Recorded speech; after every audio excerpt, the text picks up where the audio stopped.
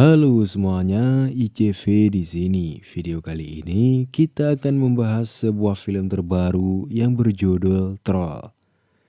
Ya, menurut cerita dongeng, troll adalah makhluk mitologi yang tercipta dari tumpukan batu dan juga tanah. Di film ini, kita akan diperlihatkan bagaimana sosok troll jika ia muncul di dunia nyata. Oke. Di sebuah gunung batu Norwegia, terlihatlah seorang anak perempuan bernama Nora yang sedang mendaki gunung bersama ayahnya. Melihat gunung batu di sekitar, membuat ayah Nora teringat akan dongeng tentang troll. Dahulu kala, saat pernikahan troll ada 13 troll yang mabuk sampai lupa waktu. Lalu, saat matahari terbit dan sinarnya mengenai tubuh mereka, semua troll itu pun membeku dan berubah menjadi gunung batu. Nora yang sudah beranjak remaja menganggap semua cerita itu hanyalah dongeng untuk anak-anak. Hingga sang ayah berkata, "Kamu harus percaya agar bisa melihatnya." Saat Nora mulai memejamkan mata dan melihat dengan sesama, di sanalah ia melihat bentuk-bentuk wajah troll di gunung tersebut.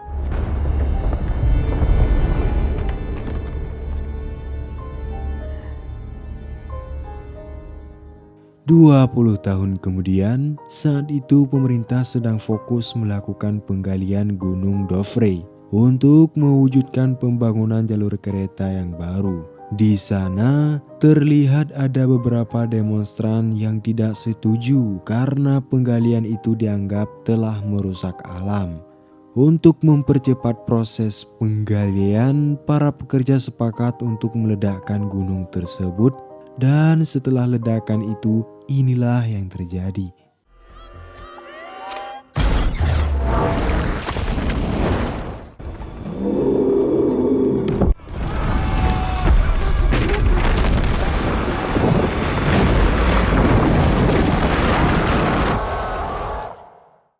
Puluhan pesawat militer langsung digerahkan untuk memeriksa keadaan di lokasi. Dari pemeriksaan itu didapatkan sebuah jejak kaki raksasa yang bergerak ke arah selatan. Karena situasinya mulai mengkhawatirkan, militer pun terpaksa harus mendiskusikan hal ini dengan Perdana Menteri di Markas Operasional Angkatan Bersenjata Norwegia. Perdana Menteri datang bersama penasehatnya yang bernama Andreas. Di sana juga telah hadir para ahli dari berbagai bidang termasuk Nora yang saat ini berprofesi sebagai seorang profesor paleontologi. Dalam rapat itu, para ahli mulai berspekulasi tentang jejak kaki yang mereka temukan. Namun anehnya tidak ada satupun dari mereka yang percaya bahwa bukti yang ditemukan itu adalah sebuah jejak kaki. Karena memang secara logika tidak akan ada makhluk yang memiliki jejak kaki sebesar itu. Pikiran itu pun akhirnya terbantahkan saat mereka melihat sebuah bukti berupa rekaman video dari ponsel salah satu demonstran. Dalam video itu terlihat jelas bahwa ada sesosok monster batu yang keluar dari gunung Dovre dan meraung seperti hewan buas.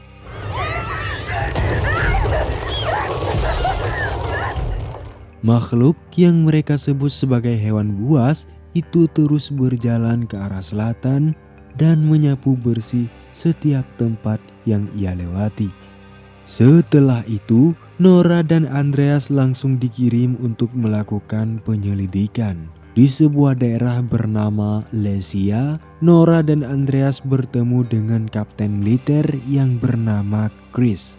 Chris menjelaskan bahwa ia telah menyisir wilayah itu dan jejak kaki makhluk itu berhenti sekitar 20 km dari lokasi tersebut. Kemudian mereka pun menginterogasi salah satu pasangan lansia yang terkena imbas akibat gunung monster batu. Sepasang suami istri itu berkata bahwa monster batu itu tampak seperti gunung batu yang bergerak. Selain itu, mereka juga mendengar suara raungan sendu dari monster tersebut. Setelah itu, Nora meneliti jejak kaki dari monster batu. Sayangnya, tidak menemukan tanda-tanda genetik apapun selain adanya batu dan juga tanah.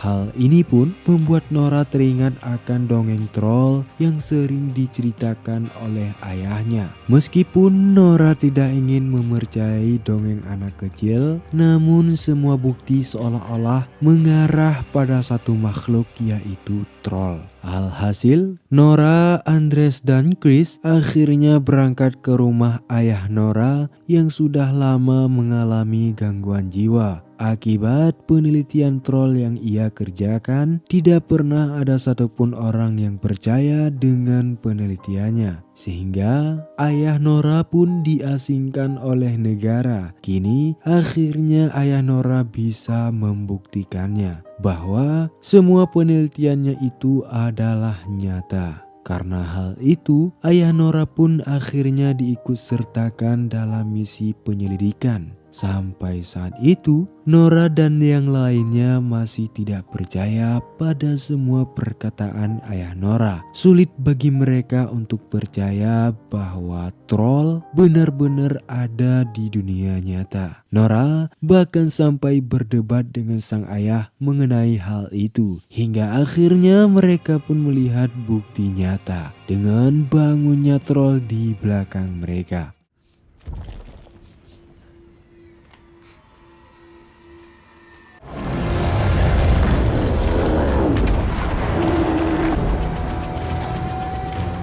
Ternyata troll itu sejak tadi berada di sana dan berkamuflase menjadi gunung batu. Nora dan yang lainnya pun langsung melaporkan hal itu pada pemerintah. Pemerintah tentu saja tidak percaya saat ayah Nora berkata bahwa monster itu adalah troll. Ia bahkan dianggap telah gila dan diusir dari markas operasional. Nora kemudian meminta sedikit waktu pada Perdana Menteri untuk membuktikan perkataan ayahnya. Namun, Perdana Menteri memutuskan untuk menyerahkan kasus ini pada pihak militer. Ayah Nora sangat menyayangkan keputusan yang diambil oleh Perdana Menteri. Ia merasa troll itu hanyalah kesipian dan kebingungan. Mereka bisa saja mengambil jalan kekerasan untuk mengusir troll itu. Namun ia yakin alam akan melawan. Mendengar hal itu, Nora pun akhirnya menuruti perkataan sang ayah sehingga mereka pun ikut dengan militer dalam penyerangan malam ini. Singkat cerita, penyerangan pun akhirnya dimulai.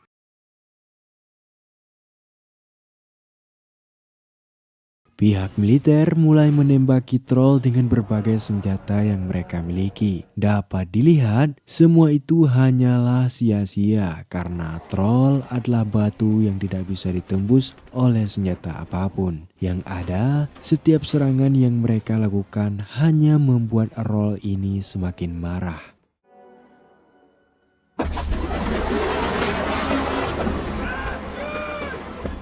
Setelah itu, troll membalas serangan mereka dan membunuh begitu banyak pasukan militer. Ia bahkan menelan satu prajurit yang saat itu sedang terluka. Dan jika terus seperti ini, mereka semua akan mati sia-sia. Ayah Nora pun nekat menyapa troll itu dan berusaha menenangkannya. Namun saat troll itu mulai tenang, seseorang malah menyerangnya dari belakang. Sehingga troll itu pun marah dan menghempas ayah Nora.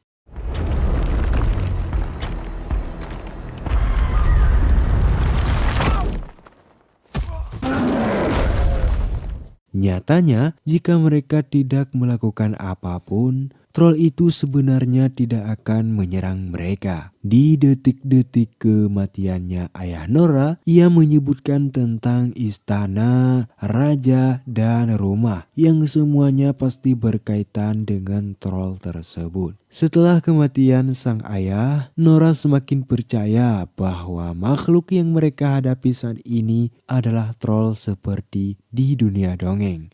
Jika sesuai dengan dunia dongeng, maka troll akan ketakutan dengan suara lonceng. Untuk membuktikan hal itu, Nora dan yang lainnya pun melancarkan aksi mereka dengan membawa beberapa lonceng mendekati troll tersebut.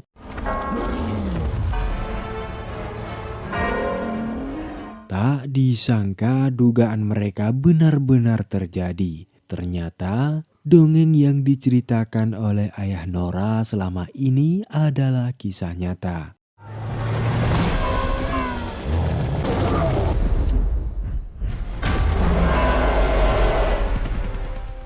Berita kekacauan itu pun dengan cepat menyebar di berbagai negara. Masyarakat mulai panik dan mendesak pemerintah untuk segera menyelesaikan masalah ini. Apalagi diketahui bahwa troll itu kini mulai bergerak ke arah ibu kota. Sesampai di markas operasional, Nora mengusulkan agar mereka mencari tahu informasi tentang troll terlebih dahulu sebelum mereka mengambil tindakan selanjutnya. Meskipun Nora telah membuktikan perkataannya, namun kepala pemerintahan dan Perdana Menteri masih tidak setuju dengan Nora. Mereka lebih memilih untuk menghancurkan troll itu dengan menggunakan rudal. Berdasarkan keputusan itulah, masyarakat di ibu kota langsung dievakuasi untuk segera mengosongkan wilayah target operasional. Nora dan Andres tentu saja tidak setuju dengan keputusan itu karena apa yang dilakukan oleh pemerintah hanya akan menghancurkan wilayah ibu kota. Saat Nora sedang berpikir, ia pun tiba-tiba teringat akan perkataan ayahnya sebelum meninggal, di mana ia sempat menyebutkan tentang raja, rumah, dan istana. Dan tak disangka, semua itu pun mengarah pada satu tempat, yaitu istana kerajaan. Di sana, mereka bertemu dengan pejabat senior yang bernama Richard Sinding. Nama Richard Sinding beberapa kali disebut dalam buku harian ayah Nora. Sehingga Nora pun berpikir Richard Sinding ini mungkin mengetahui sesuatu terkait semua ini. Sesampai di istana kerajaan, Richard pun menunjukkan sebuah terowongan tersembunyi yang tak disangka istana kerajaan Norwegia ternyata dibangun di atas kerajaan troll. Demi pembangunan itu, mereka bahkan rela membantai semua keluarga troll. Men de sparte et av trollkongens barn. Hingga tersisalah satu keturunan raja, yaitu troll yang sekarang mengamuk di luar sana. Dari informasi itu, maka sudah dipastikan bahwa semua perkataan ayah Nora memang benar adanya. Jika begitu, maka mereka hanya membutuhkan satu hal untuk menghentikan troll, yaitu cahaya matahari. Jika dilihat sekilas, memang troll pernah berada di luar pada saat siang hari.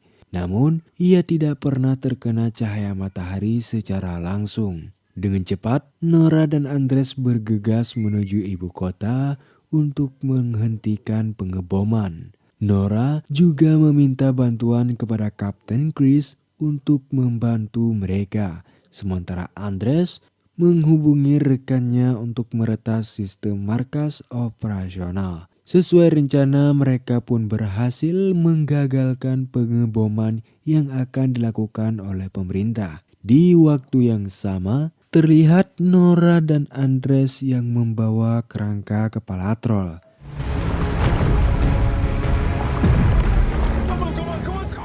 Mereka kemudian memancing troll itu ke lokasi yang telah ditentukan oleh Kapten Chris. Sesampai di sana, Kapten Chris menyalakan beberapa lampu penerang yang membuat troll itu pun kesakitan.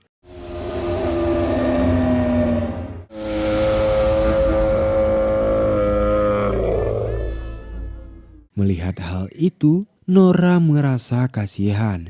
Bukan ini yang ia inginkan. Ia benar-benar tidak tega mendengar raungan kesakitan dari troll tersebut.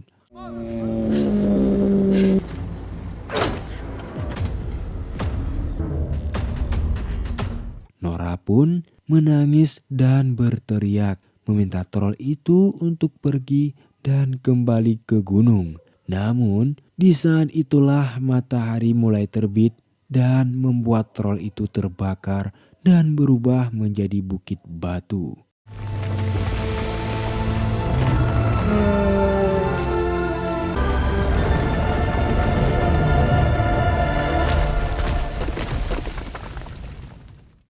Bukit batu itu kemudian diberi nama Bukit Tobias sesuai dengan nama ayah Nora.